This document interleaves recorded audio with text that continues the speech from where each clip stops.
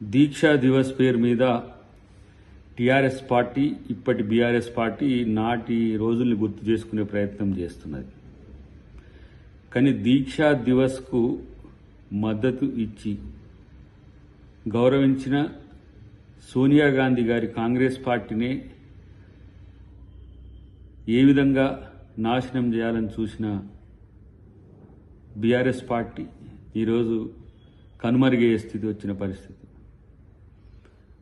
1200 మంది పైచిలుకు అమరవీరుల యొక్క త్యాగాలను మర్చిపోయి తెలంగాణ రాష్ట్ర సమితిని కాస్త భారత రాష్ట్ర సమితిగా మార్చుకొని దేశంలో చక్రం తిప్పడానికి ప్రయత్నం చేసిన కేసీఆర్ను తెలంగాణ ప్రజలు భూచక్రాన్ని తిప్పినట్టు తిప్పి నేలగొట్టిన పరిస్థితి ఈరోజు.